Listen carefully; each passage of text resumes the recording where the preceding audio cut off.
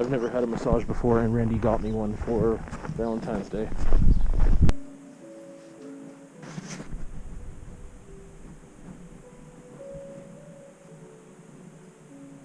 I don't know what I'm getting into.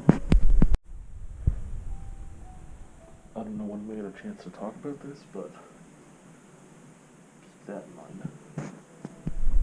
Wash your hands, wear a mask, mind your manners.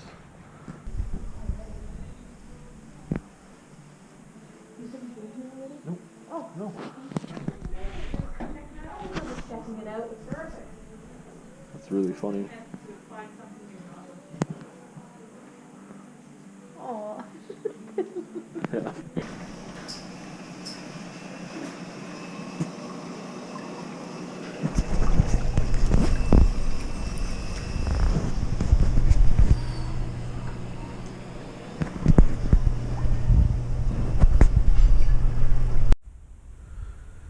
So this was a couple days ago now, but I haven't really had much of an opportunity to talk about it. But Randy booked me a massage for Valentine's Day. It was a Thai massage, and neither of us really knew what that meant. So,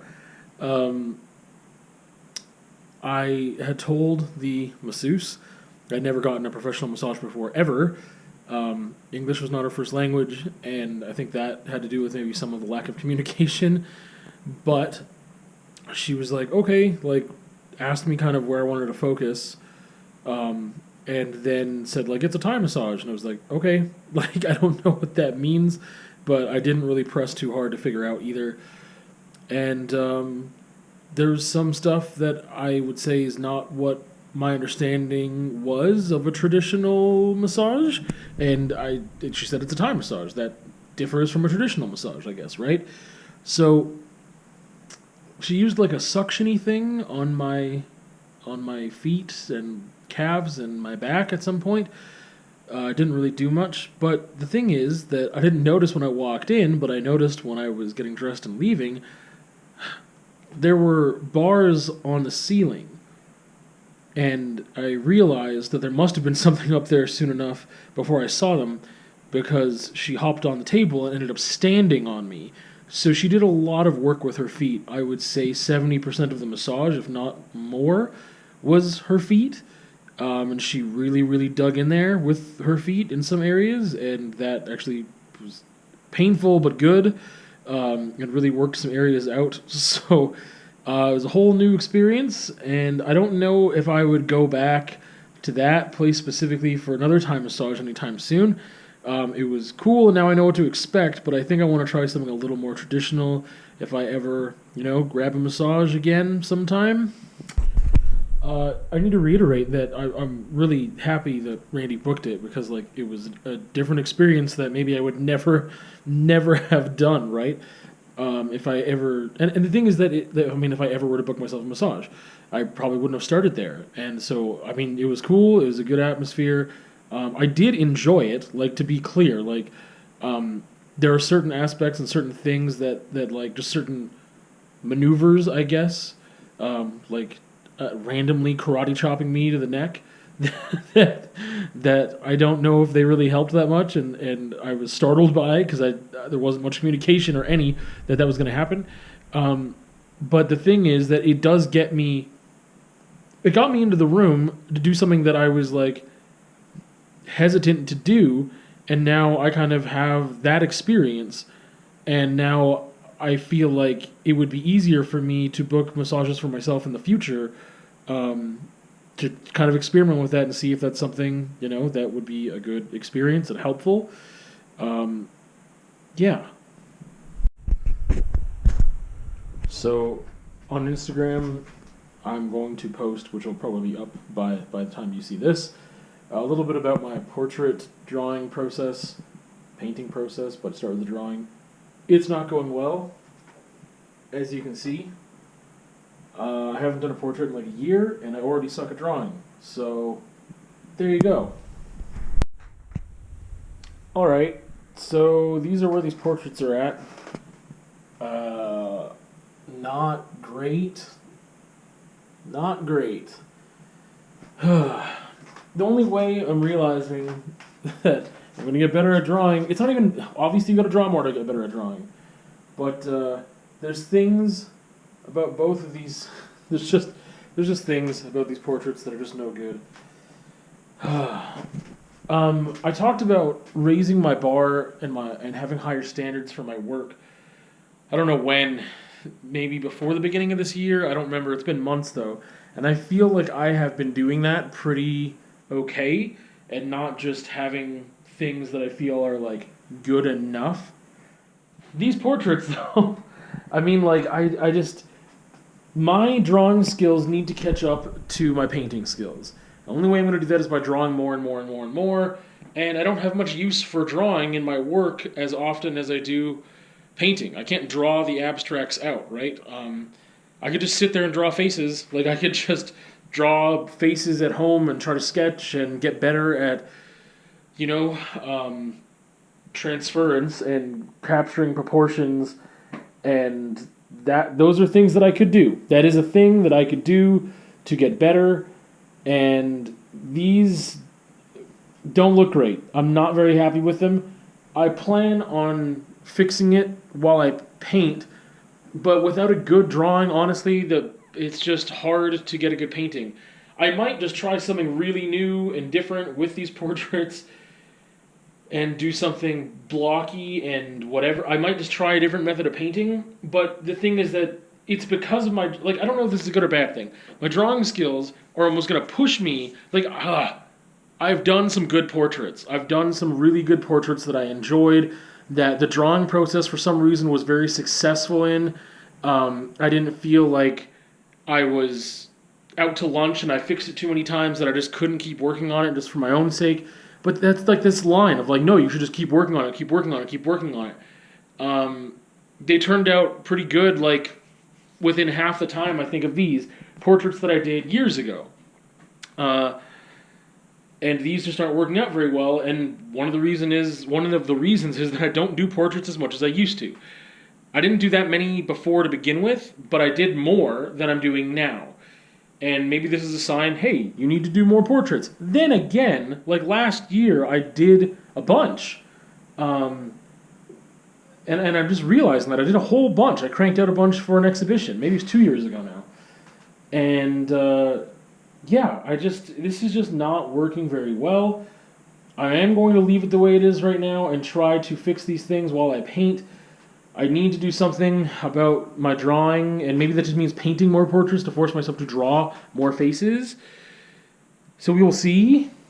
I am excited for the painting process now that these are as finished as they're going to get. They're just not that good, so I don't know. I am trying. I'm just not disciplined enough to try as hard as I want to. That's stupid. I just wish it came easier, and it's not going to come easier unless I try harder. And it's it used to come easier before. I don't know. Just lack of practice. I don't know. I'm still excited, but I'm a little bit over it. I'm man, I just bust. Doing 2 of these in a day is it's exhausting because I have so many corrections to do. I would draw I drew the outline of the face for Will here, and then I had to redraw. Then I started doing the features and realized the spacing wasn't great, and he needed more space. So then I had to redraw this, and it looks like it to me. It looks like that's what I did because I did, and I had to redraw this, and it's just unless I start from scratch completely, I don't know. I don't even know what I'm saying. Tired of it. So, not a whole lot for the vlog this week. Some art stuff and this. And I mean, the weather's getting nicer. I'm hoping it stays that way. Everything melts and stays dry, and I can get back on my bike and have some other stuff for you that I haven't had for a while. But this right now is exciting, I guess, is the word that I would use. These are documents and an application for a record suspension. So, something that I don't know how much I've talked about at length, but a very long time ago, over a decade ago, I did the graffitis illegally, right, and got caught. twice. The last time was pretty big, and that led to a criminal record, which led to me having to disclose that every time I apply for jobs that are teaching jobs, subbing jobs, public sector, school district jobs. Maybe a factor as to why I'm not being as considered as I thought, despite my credentials, experience, knowledge, educational philosophies, etc., that I think put me into a great position to be a great teacher. And I think I've had experience in showing that I can be a good teacher. Anyway, so this is something that's been just on my back for a really, really long time. And it's been a very long and expensive process. I had to wait 10 years, not 10 years since the offense, but 10 years since probation has been done for the offense for the last one. So, I mean, that was like a year and a half or something after the last thing that I had done. So, along with that, I've had to spend close to $1,000 on getting documents, on getting court documents, on getting fingerprints, criminal record checks, RCMP checks. And the biggest cost is actually to process the application for them to do this government entity that takes care of, clemency and expungement and record suspensions, which used to be called pardons. It costs me $644.88 to apply. That's what I have to give to them. And be like, hey, can you look at these papers, and then can you decide whether or not you think we can just put my criminal record away right now and just forget about it? Like, it's been over 10 years. This was some things in my youth that I'd like to just get behind me and, want to not have this be something that prevents me from getting into my chosen field and career. So... Yeah, I had to get like some statements from people as well, saying that like they don't think that this has been a negative impact on me in my teaching and what I want to do with whatever. So I need to ship it.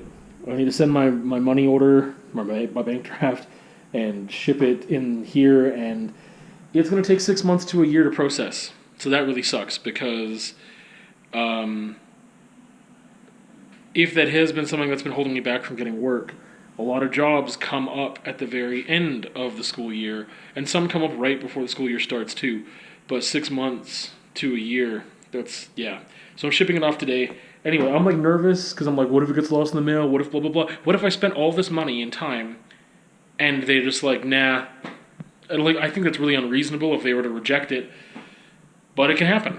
So here goes nothing. Outro. That's it. There's only one thing else this week, and it was a conversation on introspection and like living life versus thinking about life.